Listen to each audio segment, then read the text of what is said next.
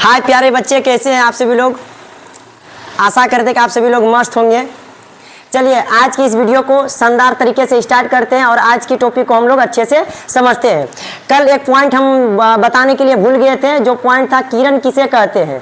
तो आप सभी लोग याद रखिएगा कि प्रकाश जिस माध्यम में जाती है या प्रकाश जिस पथ से होकर जाती है उसी पथ को क्या कहते हैं, प्रकाश की किरण कहते हैं। याद रखिएगा किरण किसे कहते हैं, तो प्रकाश जिस पथ से चलती है या प्रकाश जिस माध्यम में जाती है उस माध्यम को क्या कहते हैं, तो याद रखिएगा उस माध्यम को किरण कहते हैं।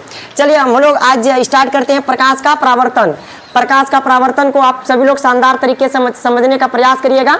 थोड़ा छाया बन जा रहा है, हालांकि कल ये थोड़ा खत्म हो जाएगा। चलिए हम लोग स्टार्ट करते हैं प्रकाश के परावर्तन को।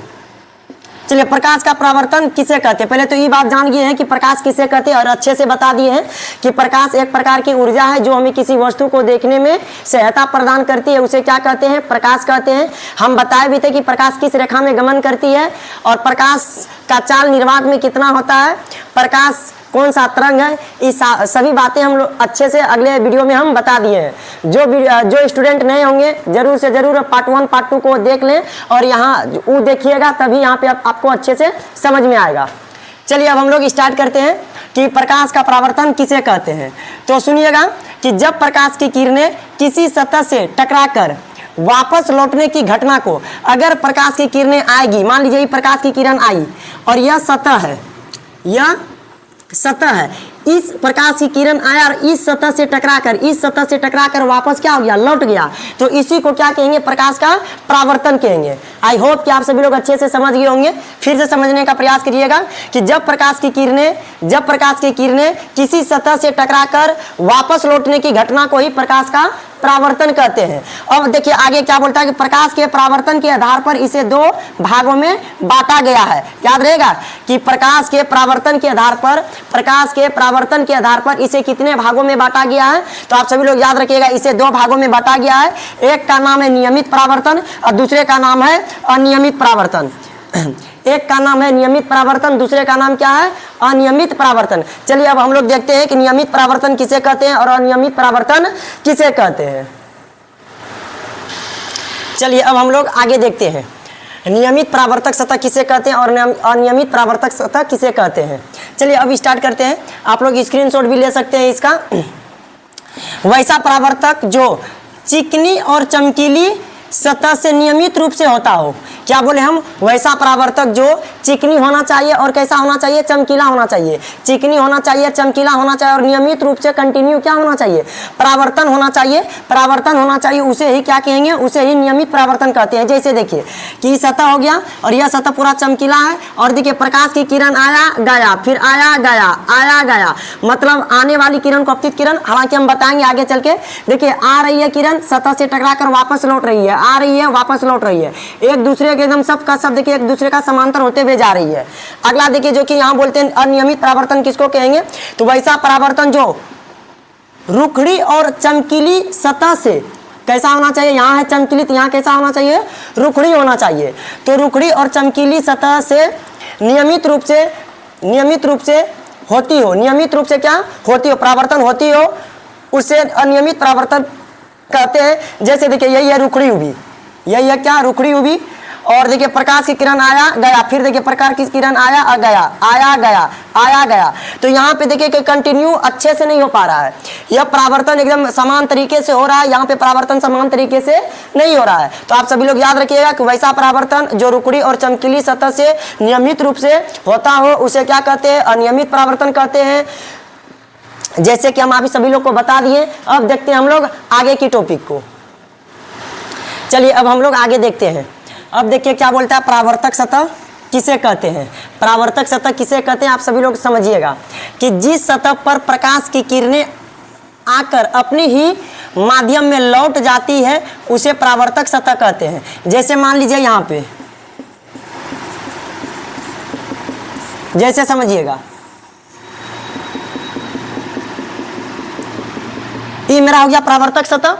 अब जिस सतह पर प्रकाश की किरणें आकर अपनी ही माध्यम में, अब देखिए प्रकाश की किरण आया और यह परावर्तक सतह से टकराकर इसी माध्यम में क्या हो गया, लौट गया। तो जो प्रकाश की किरण आया और जिस जगह पे टकराया, ध्यान से समझिएगा अच्छे से, परावर्तक सतह किसे कहते हैं?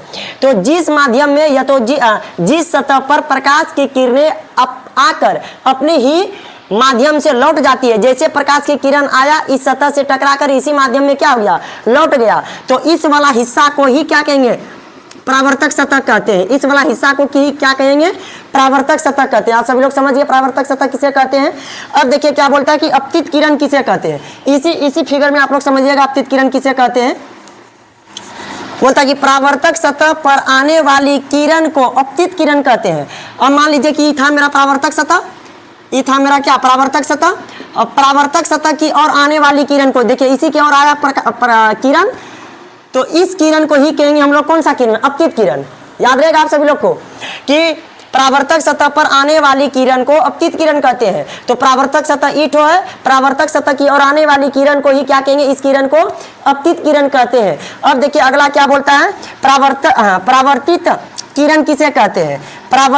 परावर्तक सतह से टकराकर जाने वाली किरण को, परावर्तक सतह से टकराकर जाने वाली किरण को परावर्तक किरण कहते हैं, परावर्तित किरण कहते हैं। अब समझिएगा, जैसे प्रकाश की किरण आया ये परावर्तक सतह पर और यहां से जैसे टकरा कर गया, तो इस वाला किरण को, जो यहां से किरण गया, तो इस किरण को ही हम लोग कहेंगे परावर्तित किरण, परावर्तित किरण। और इस किरण को कहेंगे हम लोग अपतित किरण, अपतित किरण। याद रहेगा आप सभी लोग को, जो परावर्तक सतह की ओर आने वाली किरण को अपतित किरण कहते हैं, परावर्तक सतह से टकराकर जाने वाली किरण को परावर्तित किरण कहते हैं। अब देखिए अगला पॉइंट है कि आपतन बिंदु किसे कहते हैं। अब आपतन बिंदु किसे कहते हैं समझिएगा। बोलता है परावर्तक सतह की ओर आने वाली किरण, परावर्तक सतह की ओर आने वाली किरण जिस बिंदु पर मिलती है। अब देखिए जैसे परावर्तक सतह की ओर किरण आया और परावर्तक सतह के इस हिस्सा पर मिला, यह किरण इस हिस्सा पर मिला, तो इसी बिंदु को, जिस बिंदु पर मिलेगा उसी बिंदु को हम लोग बोलेंगे अपतन बिंदु, आपतन बिंदु। याद रहेगा आप सभी लोग को कि देखिए यहाँ पे 3 डिफिनेशन है। परावर्तक सतह किसे कहते हैं, अपतित किरण किसे कहते हैं, परावर्तित किरण किसे कहते हैं, अपतन बिंदु किसे कहते हैं। और यहाँ अभिलंब के बारे में हम लोग अभी तुरंत जानेंगे। आप पहले समझिए अच्छे से कि परावर्तक सतह की ओर आने वाली किरण को कौन सा किरण कहेंगे, जल्दी बताइए खटाखट कमेंट करके कि परावर्तक सतह की ओर आने वाली किरण को कौन सा किरण कहेंगे और परावर्तक सतह से टकराकर जाने वाली किरण को कौन सा किरण कहेंगे। दूसरा, अपतित किरण परावर्तक सतह के जिस हिस्से पर मिलती है तो उसे क्या कहते हैं, जिस हिस्से पर मिलेगा तो उसे ही कहेंगे आपतन बिंदु। यहाँ तक तो कोई तरह का दिक्कत नहीं, आप सभी लोग स्क्रीनशॉट लीजिएगा तो ले लीजिएगा। चलिए अब हम लोग आगे की ओर प्रस्थान करते हैं। चलिए थोड़ा लाइट भाग गया इसलिए यहाँ पे थोड़ा ज़्यादा गेट का परछाई बन रहा है, थोड़ा सा सुन के भी आप लिखिएगा डिफिनेशन को और समझाएंगे, थोड़ा समझाने जहाँ हम समझाएंगे थोड़ा उसके ऊपर फोकस करिएगा तो अपने आप सभी को अच्छे से याद हो जाएगा। चलिए अब हम लोग देखते हैं कौन सा है अभिलंब किसे कहते हैं। आप सभी लोग समझिएगा यहाँ पे अभिलंब हम किसको कहेंगे। देखिए अगर हम बताए तो ई वाला किरण को कौन सा किरण कहेंगे, आप सभी लोग बताइएगा। तो देखिए ई वाला जो नीचे वाला किरण है, ये इस किरण को हम लोग कहेंगे परावर्तक सतह, हम लोग बताए भी थे परावर्तक सतह कहेंगे। और परावर्तक सतह की ओर आने वाली किरण को क्या कहेंगे, अपतित किरण। परावर्तक सतह की ओर आने वाली किरण को कौन सा किरण कहेंगे, अपतित किरण। अब देखिए परावर्तक सतह से टकरा कर जाने वाली किरण को कौन सा किरण कहेंगे, बताइए आप सभी लोग। जैसे टकरा कर गया तो इसे क्या कहेंगे, इसे कहेंगे परावर्तित किरण। अब देखिए डिफिनेशन क्या बोलता है कि आपतन बिंदु पर डाला गया लंब, आपतन बिंदु पर, हम तो बताए थे आपतन बिंदु आप सभी को किसे कहते हैं। तो अपतित किरण परावर्तक सतह के जिस बिंदु पर मिलती है उसे ही अपतन बिंदु कहते हैं, या जहां पर मिलेगी उसे ही क्या कहेंगे, अपतन बिंदु कहेंगे। तो यह वाला हिस्सा मेरा क्या हो गया, अपतन बिंदु, आपतन बिंदु। याद रहेगा,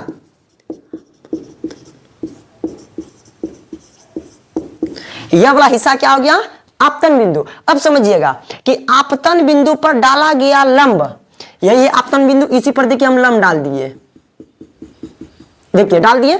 तो आपतन बिंदु पर डाला गया लंब को ही हम लोग कहेंगे अभिलंब। इसी को हम लोग क्या कहेंगे, तो इसी को हम लोग बोलेंगे अभिलंब। अभिलंब। आप लोग समझ गए होंगे अभिलंब किसे कहेंगे, तो बोलिएगा आपतित किरण एवं, या तो इस तरह भी बोल सकते हैं, आपतित किरण एवं परावर्तित किरण के बीच में डाला गया लंब को अभिलंब कहते हैं। अर्थात करके आप ऐसे भी लिख सकते हैं कि अपतन बिंदु पर डाला गया लंब को क्या कहते हैं, अभिलंब कहते हैं। याद रहेगा आप सभी लोग को कि अपतन बिंदु पर डाला गया लंब को क्या कहेंगे, अभिलंब कहेंगे। अब देखिए हम लोग आगे देखते हैं, आगे देखिए क्या बोलता है, बोलता है कि अपतन कोण किसे कहते हैं। आप लोग समझिएगा अपतन कोण किसे कहते हैं। तो इस वाला किरण का नाम बताइए तो क्या है, आप ही से पूछ रहे हैं, आप ही से बताइए इस वाला किरण का नाम क्या है। तो इस वाला किरण का नाम है अपतित किरण, और आप ही बताइएगा कि ई वाला किरण का नाम क्या है। तो ई वाला किरण का नाम अभी जस्ट बताएं कि अभिलंब। तो याद रखिएगा कि अपतित किरण, ई वाला किरण अपतित किरण और अभिलंब, ई टू अभिलंब। तो अपतित किरण और अभिलंब के बने कोण को, इसके बीच में जो कोण बनेगा इसे ही कहेंगे हम लोग कौन सा कोण, अपतन कोण। कौन सा कोण, अपतन कोण। आप सभी लोग को समझ में आया कि देखिए अपतित किरण, अ से अपतित, अपतित, तो अपतित और अपतन। याद रखिएगा कि अपतित किरण और अभिलंब के बीच में बने कोण को कौन सा कोण कहेंगे, अपतन कोण कहेंगे। आइए हम लोग देखते हैं डिफिनेशन।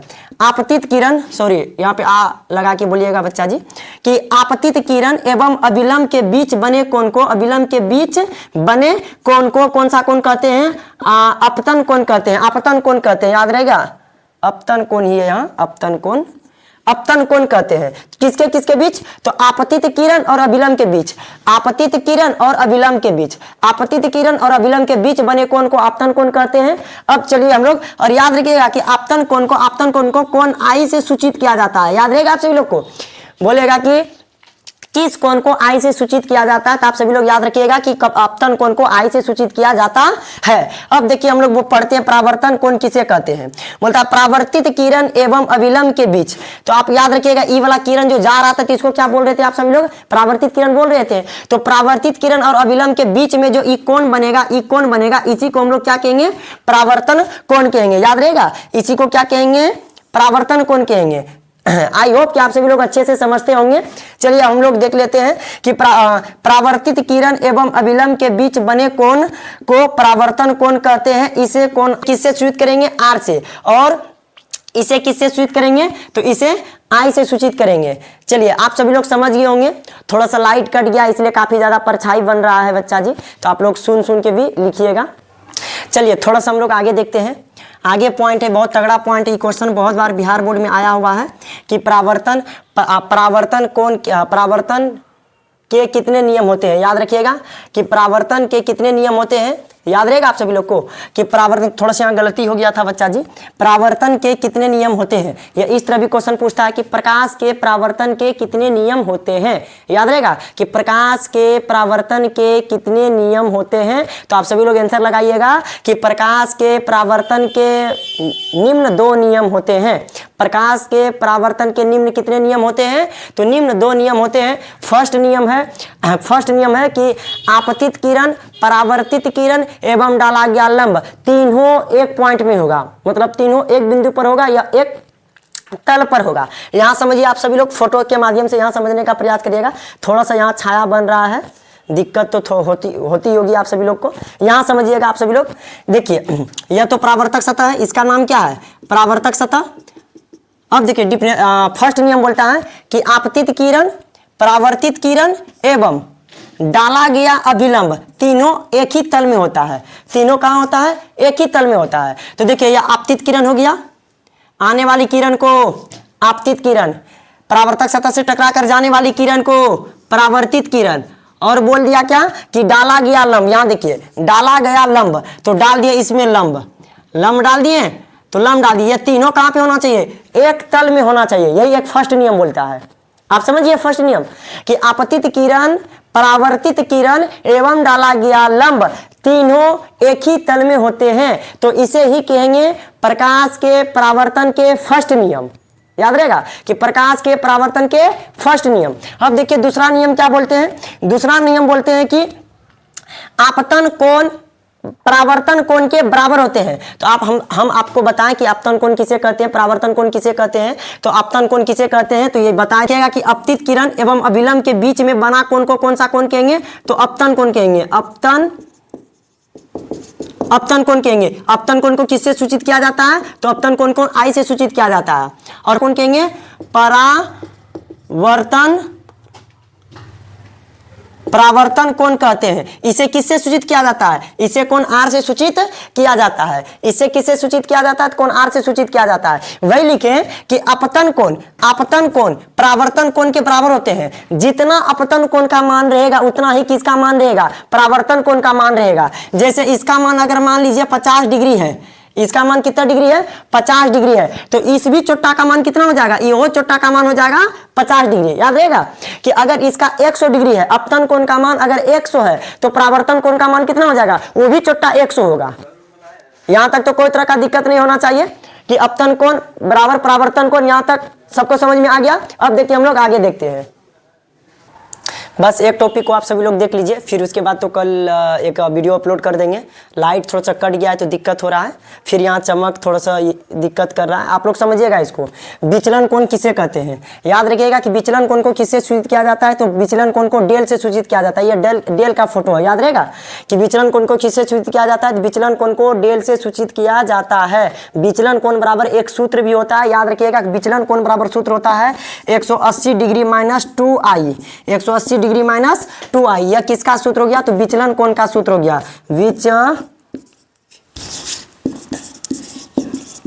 विचलन कोण का सूत्र हो गया, याद रखिएगा। हम कल पूछेंगे आप सभी लोग से कि विचलन कोण का सूत्र क्या होता है, तो आप सभी लोग बताइएगा कि सर विचलन कोण का सूत्र होता है 180 माइनस 2i। आई मतलब अपतन कोण, आई मतलब अपतन कोण, आप सभी लोग को बता दिए आई किसको कहेंगे। देखिए अब हम लोग समझते हैं विचलन कोण किसे कहते हैं। आपतित किरण के बढ़ाए गए भाग से, आपतित किरण के बढ़ाए गए भाग से परावर्तित किरण तक जो कोण बनता है उसे ही बोलते हैं विचलन कोण। अब यहाँ थोड़ा समझिएगा कि फिगर के माध्यम से, जैसे इस किरण का नाम क्या हो गया, यह हो गया परावर्तक सतह।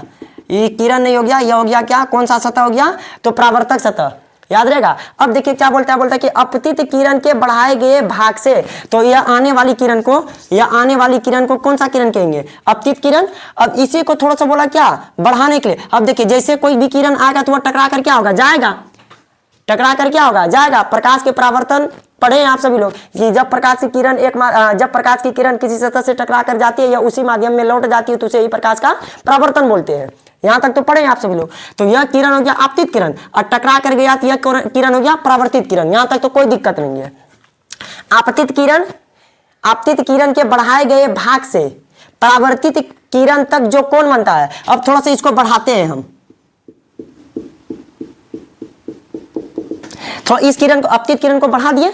अब अपतित किरण के बढ़ाए गए भाग से जो परावर्तन किरण के यहां तक जो कोण बनता है, ध्यान समझिएगा, परावर्तित किरण तक जो कोण बनता है, आपतित किरण के यहां से इस हिस्सा से बढ़ाए गए भाग से और परावर्तित किरण यहां से जो इस दोनों के बीच में जो कोण बनता है, इसी को हम लोग कहेंगे, कौन सा कोण कहेंगे, तो विचलन कोण कहेंगे। यहां तक तो कोई तरह का दिक्कत नहीं। चलिए अब हम लोग इसके न्यूमेरिकल क्वेश्चन को देख लेते हैं, जो हम अभी सूत्र बताएं आपको 180 माइनस 2i। जिसको पीडीएफ चाहिए इस नंबर पे आप मैसेज कर सकते हैं। चलिए अब हम लोग आगे देखते हैं। हालांकि एक 2 पॉइंट रह गया था किसका, विचलन कोण का। याद रखिएगा कि विचलन कोण 2 तरीकों से बनता है, एक घड़ी के दिशा में बनता है, एक घड़ी के दिशा में विचलन कोण बनता है, और एक इसका विपरीत बनता है। याद रखिएगा कि अगर क्वेश्चन पूछेगा कि विचलन कोण कितने तरीकों से बनता है, तो आप सभी लोग बताइएगा कि विचलन कोण 2 तरीकों से बनता है, एक घड़ी के दिशा में बनता है, दूसरा घड़ी के विपरीत दिशा में बनता है। यहाँ तक तो कोई तरह का दिक्कत नहीं। अब आते हैं हम लोग 2 न्यूमेरिकल में, हालांकि न्यूमेरिकल और एक 2 है, आप लोग समझिएगा कि जो न्यूमेरिकल क्वेश्चन है जो पूछा गया, याद रखिएगा यह 2 तरीकों से बनता है। यह मतलब कौन, विचलन कोण के बारे में चर्चा हो रहा है। तो यह घड़ी के दिशा में, दूसरा घड़ी के विपरीत दिशा में, यहाँ तक तो कोई तरह का दिक्कत नहीं। देखिए यदि अपतन कोण 45 डिग्री है, अपतन कोण कितना डिग्री है, 45 डिग्री है, तो विचलन कोण का मान निकालें। तो विचलन कोण कितना होगा यही पूछा। 1 नंबर का सोल्यूशन देखिएगा, यहाँ पे कर रहे हैं, दूसरा काम यहाँ पे कर देंगे। समझिएगा कि अपतन कोण 45 डिग्री हो तो विचलन कोण निकालें, या विचलन कोण का मान कितना होगा। तो हम लोग जानते हैं विचलन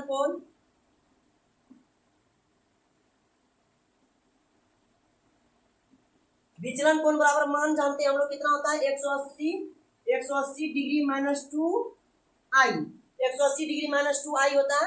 तो हम लोग जानते हैं 180 180 माइनस 2 है तो 2, और आई हम लोग जानते हैं कि अपतन कोण को किससे सूचित किया जाता है। तो यदि अपतन कोण, याद रखिएगा, तो हम लोग जानते हैं कि अपतन कोण को किससे सूचित किया जाता है, तो अपतन कोण को कोण आई से सूचित किया जाता है।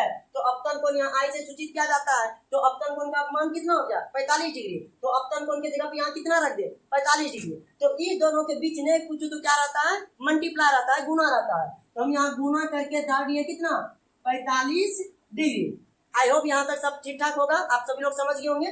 और देखिए यहाँ क्या करेंगे, अब देखिए 180 डिग्री माइनस 45 दूना 90, 45 दूना 90। अब देखिए आप सभी लोग बताइए कि 180 में और 90 घटा देंगे, 180 में 90 घटा देंगे तो कितना होगा, जल्दी बताइए। तो 180 में 90 को घटा देंगे तो कितना होगा 90। तो किसका मान निकला, विचलन कोण को। अब विचलन कोण को किससे सूचित किया जाता है, तो डेल से। विचलन कोण को किससे सूचित किया जाता है, टेल से। याद रहेगा कि विचलन कोण का मान निकल गया कितना डिग्री 90 डिग्री। चलिए इसका सोल्यूशन, एक नंबर का सोल्यूशन था ये एक नंबर का सोल्यूशन था। अब देखिए दूसरा नंबर क्या बोलता है, दूसरा नंबर को हम सोल्यूशन करते हैं। यहाँ पे यहाँ तो चमक रहा है, थोड़ा सा समझिए, इसको मिटा देते हैं, इसको आप लोग लिख लीजिए। हालांकि यहाँ पे थोड़ा बोर्ड दिक्कत हो जाता है, इसलिए हम यहाँ पे सोल्यूशन करा दिए। अब देखिए हम दूसरा का सोल्यूशन कराते हैं, इसको मिटाते हैं।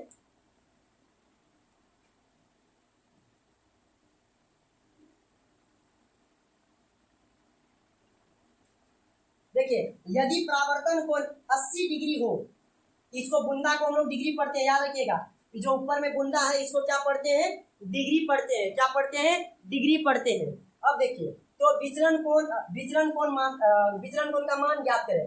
परावर्तन कोण दिया है, हम तो जानते हैं कि सर सूत्र में होता है सर 180 माइनस 2 आई देते। यहाँ तो परावर्तन कोण किससे सूचित करते हैं, कोण आर से सूचित करते हैं, तो लिखते हैं हम। तो हमको निकालना है, यहाँ परावर्तन कोण दिया है ना, तो हम लोग यहाँ पे लिख देते हैं परावर्तन कोण। परावर्तन कोण, विचलन कोण,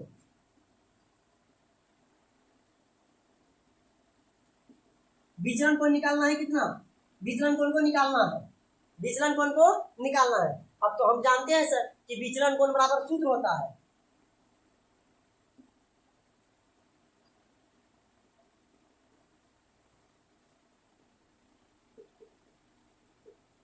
विचलन कोण बराबर यही सूत्र होता है मेरा 180 माइनस 2 आई।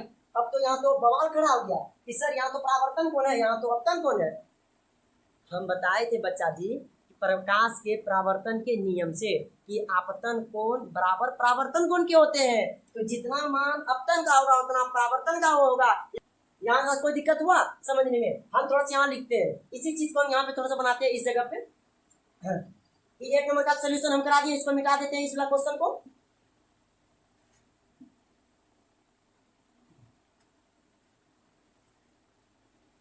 अब थोड़ा समझिएगा इसको, यहाँ तक तो लिख दिया हम, यहाँ लिखिएगा, इसको भी मिटा देते हैं।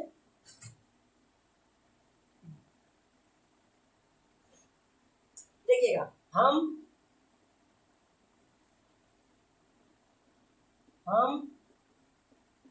जानते हैं प्रकाश के परावर्तन के नियम से, प्रकाश के परावर्तन के नियम से कोण आई बराबर कोण आर। प्रकाश के परावर्तन के नियम से जानते हैं कोण आई बराबर कोण आर। तो इसलिए यहाँ पे दिया है कोण परावर्तन का दिया है 80 डिग्री, परावर्तन का 80 डिग्री। तो परावर्तन का जब 80 डिग्री तो अपतन कोण का मान भी कितना डिग्री, तो 80 डिग्री। यहाँ तक तो कोई दिक्कत नहीं। अब तो मान पुट करिए, काम बन गया। तो यहाँ पे जगह है, हम बनाते हैं यहाँ पे। तो 180 माइनस 2 आई का मान हो गया है परावर्तन के नियम के अनुसार से 80 डिग्री। तो अब देखिए 180 माइनस 8 दूना 16 160। अब बताइए 100 अब देखिए कि 80 में 60 घट गया, 80 में 60 घट गया तो 20 डिग्री, तो निकल गया मेरा 20 डिग्री। किसका मान, विचलन कोण का मान निकल गया। आई होप कि अच्छे से समझते होंगे आप सभी लोग। तो समझते होंगे तो जरूर कुछ ना कुछ कमेंट में करिए, हाँ सर समझ में आ रही है, सर हाँ सर समझ में नहीं आ रही। क्या नहीं आता होगा तो इसको और अच्छे से हम बताने का प्रयास करेंगे। चलिए हम लोग आगे देखते हैं। चलिए ये 2 ही न्यूमेरिकल मेरे बुक में थे, हालांकि मेरे नोट्स में थे। तो हालांकि हम न्यूमेरिकल का एक वीडियो ही निकाल देंगे, बना देंगे प्रॉपर रूप से। चलिए अब हम लोग देखते हैं प्रतिबिंब को अच्छे से पढ़ते हैं। जितना भी था आप सभी लोग का एक टेस्ट हम ले लेते हैं। देखिए फर्स्ट क्वेश्चन हम टेस्ट के माध्यम से आप सभी लोग बताइएगा जरूर से जरूर कि प्रकाश किस रेखा में गमन करती है।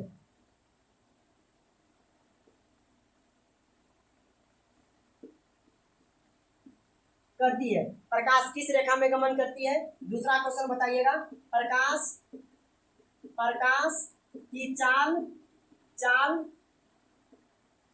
कितना है। दूसरा क्वेश्चन बताइएगा। तीसरा आप लोग क्वेश्चन बताइएगा कि प्रकाश कौन सा तरंग है।